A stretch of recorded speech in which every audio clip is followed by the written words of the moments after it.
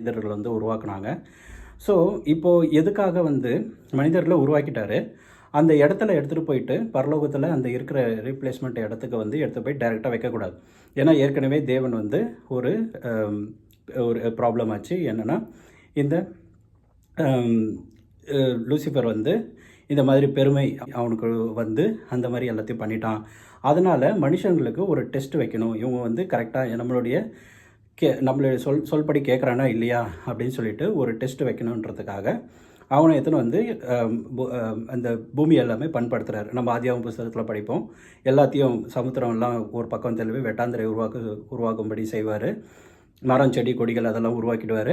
இதெல்லாம் மனிதர்கள் உருவாக்குறதுக்கு முன்னாடி எல்லாத்தையுமே பூமியை எதுக்காக வந்து பண்படுத்தி சீர்படுத்தினார்னா மனிதர்கள் எடுத்துகிட்டு வந்து அங்கே வைக்கிறதுக்காக தான். ஓகேவா? இப்போது எல்லாத்தையும் சீர்படுத்துகிறாரு. எல்லாத்தையும் சீர்படுத்தி பூமியில் வந்து எதுக்காக சீர்படுத்துகிறார் அப்படின்னு சொல்லிட்டு, பூமியானது ஒழுங்கமையும் வெறுமையாக இருந்ததுன்னு நம்ம ஆதியாகமத்தில் படிப்போம். அது ஏன்னா இந்த பிசாசானோட தூதர்களும் வந்து பூமியை வந்து கேவலமாக்கிட்டு போயிட்டாங்க. எல்லாத்தையும் அடித்து ஒடிச்சு எல்லாமே பண்ணிட்டாங்க. அப்போ என்ன பண்ணாங்கன்னா, தேவதூதர் திருப்பவும் இங்கே பூமியில் இறங்கி வந்தாங்க. தேவனும் தூதர்களும் இறங்கி வந்து அங்கே ஒரு சண்டை நடந்தது. அங்கே இருந்து அவங்களுடைய தூதர்கள் எல்லாமே தோற்கடிக்கப்பட்டு அவங்க எல்லாருமே வந்து பாதாளத்தில் வந்து போட்டு வச்சாங்க. ஆனால் இந்த லூசிஃபர் மட்டும் அந்த பிசாசானவன் என்ன பண்ணால் அவனை வந்து பூமியில் வச்சார். ஆனால் அவனுக்கு உண்டான எல்லா விதமான சௌந்தரியம், அழகு எல்லாத்தையுமே வந்து தேவன் வந்து எல்லாத்தையும் எடுத்துட்டாரு. ஆனால் ஒரே ஒரு டேலண்ட் மட்டும் அவனுக்கு இருந்துச்சு. அவனோட குணம் என்னன்னு பார்த்தீங்கன்னா, தந்திரம் பண்ணி மற்றவங்கள ஏமாத்துறது. அந்த குணம் வந்து அவனுக்கு வந்து இருந்தது. அது எப்போவுமே இருக்குது. ஓகேவா? அந்த இது மட்டும் இருந்துச்சு. ஸோ அதுக்கப்புறமா தான் பூமியை எல்லாத்தையுமே அவர் வந்து பண்படுத்தி சீர்படுத்தி எல்லாத்தையும் பண்ணுறாரு. பிசாசானவன் இன்னும் பூமியில் தான் அவனை வந்து ஃப்ரீடமாக விட்டு வச்சிருந்தார். எதுக்காகனா, கர்த்தர் செய்கிற காரியங்கள் எல்லாம் அவனை பார்க்கணும், அவன் வந்து எல்லாத்தையுமே வந்து அறிந்து கொள்ளணுன்றதுக்காக தான் அவனை வந்து ஃப்ரீடமாக விட்டு வச்சிருந்தார். ஓகேவா? இன்னொரு முக்கியமான விஷயம் என்னென்னா, தேவ தூதர்கள், அதாவது பிசாசு அவனுடைய தூதர்களும் வந்து அவங்களுக்கு வந்து மாம்சம் இல்லை. நம்மள மாதிரி மனிதர்கள் மாதிரி மாம்சம் கிடையாது. அவங்களாம் ஆவியில் இருப்பாங்க. ஓகேவா? அவங்கள வந்து முழுமையாக வந்து அழிக்க முடியாது. அந்த அழிக்க முடியாதுன்ற காரணத்துக்காக தான் வந்து அவங்கள வந்து சில வகையான ஒரு தேவ சித்தத்தின்படி அவர் வந்து ஒரு சில காரியங்களை வந்து நடத்துகிறாரு. அது வந்து பின்னாடி வர காரியங்களை நான் சொல்கிறேன். ஆனால் வந்து அவங்கள வந்து முற்றிலுமாக அழிக்க முடியாது. அதுக்காக தான் வந்து ஆண்டவர் பலவிதமான காரியங்களை வந்து செய்கிறார். சரிங்களா? இப்போது ஆதாமையும் ஏவாளையும் உருவாக்கி பூமியில் வச்சுருந்தார். ஸோ அவங்களுக்கான டெஸ்ட்டு என்னென்னா, அவங்கள வந்து ஏதேன் தோட்டத்தில் எடுத்துகிட்டு வந்து வச்சார். ஓகேங்களா? ஏதேன் தோட்டத்தில் வச்சுட்டு, அந்த ஏதேன் தோட்டம் வந்து பூமியில் இருந்தது. ஸோ பூமியில் இருக்கும்போது அதில் வந்து சகல விதமான நாட்டு மிருகங்கள், ஸோ 2 வகையான மிருகங்கள் இருந்தது. நாட்டு மிருகங்கள், காட்டு மிருகங்கள். ஓகேங்களா? நம்ம ஆதியாகம புஸ்தகத்தில் வந்து வாசிக்கலாம். நாட்டு மிருகங்கள் எல்லா மிருகங்களும் எல்லாத்துக்குமே வந்து ஏதேன் தோட்டத்துக்குள்ளே இருந்தது எல்லாமே நாட்டு மிருகங்கள். அந்த ஏதேன் தோட்டத்துக்கு வெளியில் இருந்தது எல்லாமே காட்டு மிருகங்கள். அதில் அந்த காட்டு மிருகங்களில் ஒன்று தான் வந்து சர்ப்பம். நம்ம வேத பகுதியில் வாசிக்க முடியும். சகல விதமான காட்டு மிருகங்களிலும் சர்ப்பமானது மிகவும் தந்திரம் உள்ளதாக இருந்தது. அந்த சர்ப்பம் தான் பிசாசா வந்து ரூபம் எடுத்து உள்ளே வந்தாங்க. ஆண்டவர் வந்து என்ன பண்ணுறாருன்னா, மனிதர்கள் கூட எல்லாமே அவங்களுக்கு எல்லா விதமான சுதந்திரமும் கொடுக்குறாரு. சகல விதமான தோட்டத்தையும் நீங்கள் வந்து ஆண்டு கொள்ளலாம், மிருகங்களை எல்லாத்தையும் ஆண்டு கொள்ளலாம். எல்லா விதமான சுதந்திரத்தையும் ஆதாமுக்கு ஏவாளுக்கு கொடுத்து அவங்கள ஆசீர்வதிக்கிறார். இந்த உலகத்தை வந்து சுதந்திரமாக ஆதாம் கையில் கொடுத்தாரு. இந்த உலகத்தோட அதிபதி யாருன்னு பார்த்தீங்கன்னா ஆதாம் கையில் தான் இருந்துச்சு. ஓகேங்களா? மனிதர்கள் கையில் கொடுத்தாரு, மனிதர்களும் சுதந்திரமாக இருந்தது. ஸோ இந்த டைமில் தான் என்ன பண்ணுது, அந்த ஏதேன் தோட்டத்தில் கர்த்தர் வந்து மனிதர்களுக்கு ஒரு டெஸ்ட் வைக்கிறதுக்காக 2 மரங்களை வச்சார். ஒன்று வந்து நன்மை தீமை அறியத்தக்க மரம், இன்னொன்று வந்து ஜீவ விருட்சம். ஸோ 2 மரம் இருந்துச்சு. ஸோ நன்மை தீமை அறியத்தக்க மரம், ஜீவ விருட்சம் 2 மரத்தில் இதை வந்து நீங்கள் எல்லா விதமான பழங்களையும் சாப்பிட்லாம், எல்லா விதமான எல்லாத்தையுமே நீங்கள் வந்து ஆண்டு கொள்ள முடியும் அப்படின்னு சொல்லிட்டு எல்லா சுதந்திரமாக கொடுத்தாரு. ஆனால் இந்த நடுவில் இருக்க அந்த பழத்தை மட்டும் நீங்கள் சாப்பிடக்கூடாது அப்படின்னு சொல்லிட்டு அவங்களுக்கு விலக்கி வச்சார். இவங்களாம் சரின்னு சொன்னாங்க. ஸோ அந்த டைமில் தான் என்ன பண்ணுச்சு, இந்த சாத்தான் வந்து சர்ப்பம் போந்து அவன் வந்து காட்டு மிருகம் வந்து உள்ளே வந்தது. அது வந்து ஏதேன் தோட்டத்துக்குள்ளே எப்படியோ உள்ளே வந்துட்டு இந்த ஏதேன் தோட்டத்தை பண்படுத்த சீர்படுத்தவும் வந்து ஆதாமுக்கு ஏவாளுக்கும் கொடுத்தாங்க. அதிகாரத்தை வந்து பிதாவாகிய தேவன் வந்து கொடுத்தாரு. ஆனால் இந்த சர்ப்பம் வந்து எப்படியோ உள்ளே வந்துட்டு அவங்கக்கிட்ட வந்து கேட்குது, இந்த மாதிரி வந்து நீங்கள் இந்த ஆண்டவர் வந்து உங்களுக்கு எல்லாமே கொடுத்தாரு, இந்த நன்மை தீமை அறிய இந்த பழத்தை மட்டும் ஏன் சாப்பிடக்கூடாதுன்னு சொன்னார் அப்படின்னு சொன்னால், ஆண்டவர் அந்த மாதிரி எங்களை சாப்பிடக்கூடாதுன்னு சொல்லியிருக்காரு. நாங்கள் சாப்பிடக்கூடாது, அவருடைய கட்டளை மீறக்கூடாது அப்படின்னு சொல்லியிருக்காங்க. ஆனால் அந்த சர்ப்பம் வந்து தந்திரமாக இல்லை, இதை வந்து ஆண்டவர் வந்து உங்களுக்கு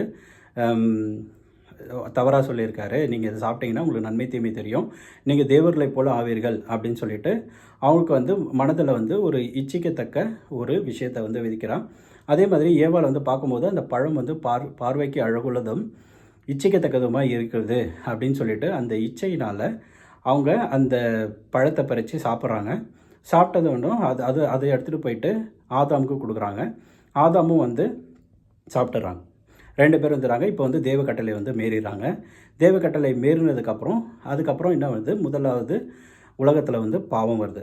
முதல் பாவம் இதுதான் வந்து தேவனுடைய கட்டளையை மீறி அவங்க வந்து அவருடைய கட்டளையை மீறி பண்ணதை பாவம் வந்துடுச்சு. இப்போ இந்த இடத்துல வந்து பிசாசு வந்து ஜெயிச்சிட்டான். ஏன்னா வந்து பிசாசுக்கு கர்த்தருடைய திட்டத்தில் வந்து மனிதர்களை எடுத்துகிட்டு போயிட்டு அந்த ரீப்ளேஸ்மெண்ட் பண்ணுற ஒரு திட்டம் இருந்துச்சு. ஸோ அதை வந்து எப்படி என்னுடைய இடத்துல எதுக்காக மெயினாக வந்து பிசாசுக்கு நம்ம மேலே இவ்வளோ கோவம்னா, என்னுடைய இடத்துக்கு எப்படி இன்னொருத்தரை வந்து ரீப்ளேஸ் பண்ண முடியும், நான் வந்து அவ்வளோ இது பண்ணிட்டு தானே அதை வந்து பண்ணக்கூடாது. மெயினான ரீசன் பிசாசுக்கு வந்து மனிதர்களுக்கு அவ்வளோ ஒரு எதிர்ப்பும் அவ்வளோ ஒரு கோபமும் அவ்வளோ எதுக்காக எல்லா பிரச்சனைகளையும் கொண்டு வரான்னா, மெயினான காரியம் வந்து என்னுடைய இடத்துல வந்து இன்னொருத்தரை வந்து ரீப்ளேஸ் பண்ணுறாங்க, அதை வந்து நான் அனுமதிக்க மாட்டேன் அப்படின்னு சொல்லிட்டு அந்த மெயினான ரீசனுக்காக தான் வந்து அவன் பண்ணிகிட்ருக்கான். ஓகேங்களா? இப்போ என்னாச்சு, இவங்க வந்து பாவம் பண்ணதுனால தேவன் வந்து பரிசுத்தமானவர், மகா பரிசுத்தமானவர். அவருக்கு இப்போ அதாவது செட் ஆகாத ஒரு விஷயம் என்னன்னு பார்த்தீங்கன்னா பாவம் வந்து இருந்ததுன்னா அவர்கிட்ட வந்து நம்ம போகவும் முடியாது, எதுவும் பண்ண முடியாது. ஸோ அந்த டைமில் என்னாச்சு, பாவம் வந்ததுனால இவங்களுக்கு வந்து நன்மை தீமை தெரிஞ்சிச்சு. அவங்க வந்து ட்ரெஸ் போடாமல் இருக்காங்க அப்படின்னு சொல்லிட்டு என்ன பண்ணுறாங்க, போய் மரத்துக்கு பின்னாடி போய் ஒழிஞ்சிக்கிறாங்க. ஆண்டவர் வந்து எப்போவுமே வானத்தில் தேவாதி தேவன் வந்து பூமியில் இறங்கி வந்து இவங்ககிட்ட வந்து எப்போவுமே பேசிட்டு போவார். அந்த மாதிரி ஒரு டைம் வராரு. இவங்களை வந்து பார்க்க முடியல. ஏன் பார்க்க முடியலன்னா, அந்த பாவம் வந்து தேவனுடைய கண்களுக்கு இவங்களை வந்து மறைச்சிடுச்சு. ஓகேங்களா? அப்போ வந்து அவர் ஆதாமே எங்கே இருக்க அப்படின்னு கேட்கும்போது, இந்த மாதிரி நான் வந்து ட்ரெஸ்ஸு போடாமல் இருக்கேன், அதனால் நான் இங்கே இருக்கேன் அப்படின்னு சொன்னான். அந்த மாதிரி சொல்லும் போது, உனக்கு வந்து ட்ரெஸ்ஸு போடாமல் இருக்குன்னு சொல்லிட்டு உங்களுக்கு சொல்லி கொடுத்தது யார் அப்படின்னு சொல்லிட்டு கேட்கும்போது, அதுக்கப்புறம் இந்த கதையெல்லாம் சொல்கிறாங்க. இவங்க வந்து ஏவாள் வந்து எனக்கு கொடுத்தாங்க அப்படின்னு சொல்லிட்டு ஆதாம் வந்து என்ன சொல்கிறான்னா, இந்த ஸ்திரீ வந்து எனக்கு இந்த பழத்தை கொடுத்தாங்க, நான் சாப்பிட்டேன் அப்படின்னு சொல்கிறாரு. இவங்க ஏவாள் கிட்ட போய் கேட்கும்போது ஏவாள் என்ன சொல்கிறாங்க, இந்த சர்ப்பந்தான் வந்து என்ன இந்த மாதிரி பண்ணிச்சு, இதை வந்து சாப்பிட சொல்லிச்சு அப்படின்னு சொல்லிட்டு அதனால தான் நான் சாப்பிட்டேன் அப்படின்னு சொல்லிட்டு பழியை வந்து வேறு ஒருத்தர் மேலே போடுறாங்க. அவங்க பண்ண பாவத்தை அவங்க வந்து ஒத்துக்கலை, நாங்கள் தான் பாவம் பண்ணேன் அப்படின்னு சொல்லிட்டு அவங்க ஒத்துக்கலை. ஸோ அந்த மாதிரி டைமில் என்ன ஆகுதுன்னா, தேவன் வந்து கோவப்பட்டு இந்த மாதிரி கட்டளையை மீறிட்டீங்க அப்படின்னு சொல்லிட்டு அவங்கள வந்து அப்போ தான் வந்து பூமிக்கும் மனிதர்களுக்கும் வந்து ஒரு சாபம் வருது. ஸோ இந்த டைமில் என்னாச்சுன்னா, ஆதாம் வந்து ஆதாமை எவ்வளோ பாவம் பண்ணதுனால தேவன் வந்து இந்த உலகத்தை வந்து ஆதாமுக்கும் ஏவாளுக்கும் தான் மனிதர்களாக நமக்கு வந்து சுதந்திரமாக கொடுத்துருந்தாரு. இந்த பிசாசு வந்து அவங்கள இது பண்ணி பாவம் பண்ண வச்சு அந்த சுதந்திரத்தை எடுத்து போயிட்டான். ஸோ பிசாசு வந்து இப்போ உலகத்துக்கு வந்து அதிபதி ஆகிட்டான். ஓகேங்களா? நம்மளுடைய சுதந்திரம் வந்து கைவிட்டு போயிடுச்சு. ஸோ பிசாசுக்கிட்ட வந்து அந்த சுதந்திரம் போயிடுச்சு. ஸோ இந்த இடத்துல ஆண்டவர் வந்து என்ன பண்ணுறாருன்னா, மனுஷனுக்கு ஒரு சில இது கொடுக்குறாரு. அதாவது ஆதாம் வந்து தன்னுடைய கைகளின் பிரயாசத்தை தன்னுடைய வேர்வை சிந்தி கைகளின் பிரயாசத்தினால நீ சாப்பிடுவ அப்படின்னு சொல்லிட்டு சொல்கிறாரு. ஏவாளுக்கு வந்து பிள்ளை பெறும்பொழுது மிகுந்த உபத்திரவப்பட்டு பிள்ளை பெறுவ அந்த மாதிரி சொல்கிறாரு. உன்னுடைய புருஷன் வந்து உன்னை ஆண்டு கொள்வான் அப்படின்னு சொல்லிட்டு சொல்கிறாரு. அப்போ தான் வந்து பூமியின் மேலேயும் மனிதர்கள் மேலேயும் சாபங்கள் வருது.